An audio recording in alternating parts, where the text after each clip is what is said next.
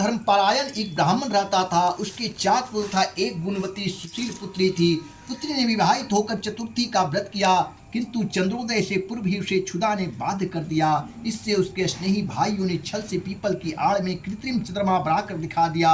लड़की ने अर्घ दे भोजन कर लिया। भोजन करते ही उसके पति की हृदय गति बंद हो गई। इससे दुखी हो उसने अन्न जल त्याग दिया। उसी रात्रि में इंद्राणी भूख विचरण करने आई। ब्राह्मण पुत्री ने उससे अपने दुख का कारण पूछा। इंद्राणी ने बताया, तुम्हें करवा चौथ व्रत में चंद्र दर्शन से पूर्व भोजन कर लेने से यह कष्ट मिला है। तब उस लड़की ने अंजलि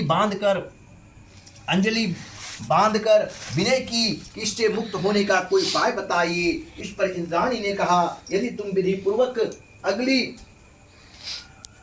अगली करवा चौथ का व्रत करो तो तुम्हारे पति पुनः जीवित हो जाएंगे। कन्या ने ऐसा करने का वचन दिया तो उसके पति स्वस्थ हो गया।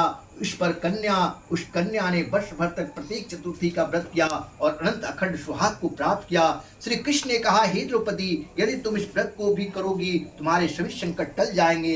इस प्रकार द्रौपदी ने यह व्रत किया और पांडव सभी क्षेत्रों में विजयी हुए। इस प्रकार सौभाग्य, पुत्र पौत्रादि और धन धान की इच्छुक स्त्रियों को यह व्रत विधि पूर्वक करना चाहिए। इस व्रत को भगवान शंकर की आरती भी कही जाती है। प्रेम से बोलिए करवा महारानी की जय। करवा चौथ प्रथा तृतीय अध्याय। एक ब्राह्मण परिवार में 7 बहुएं थी। 6 बहुओं को मायके वाले बहुत अमीर थे। इसी कारण ससुराल में उनका बड़ा मान था। परंतु छोटी बहू मायके में कोई ना था। वह घर पर सारा काम काज करती थी, सबकी सेवा करती, पर कोई भी उसे प्यार नहीं करता। सभी दुत्कारते रहते। 30 त्योहारों पर भी जब उसके मायके से कोई नहीं आता वह बहुत दुखी होती। हर वर्ष की तरह इस वर्ष भी करवा चौथ का व्रत आया। अन्य बहुओं के मायके से उनके छोटे भाई करवा लेकर आए, पर छोटी के मायके में यदि कोई होता तो करवा लाता। सास भी छोटी को खरी खोटी सुनाती थी। वह दुखी हो घर से निकल पड़ी और जंगल में जाकर रोने लगी।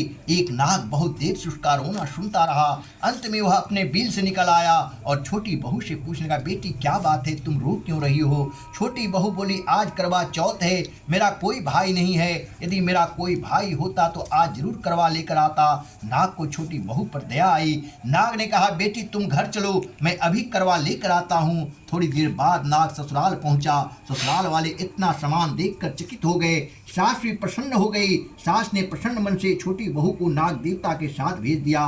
नाग देवता ने छोटी बहू को अपना सारा महल दिखाया और कहा, जितने दिन चाहो आराम से रहो, मन चाहा खाओ, मन चाहा पहनो, पर एक बात याद रखना, सामने रखी नाद कभी मत खोलना। छोटी बहू सारा समय महल में आराम से काटती, पर नाद के बारे में उसकी उत्सुकता बढ़ती जाती।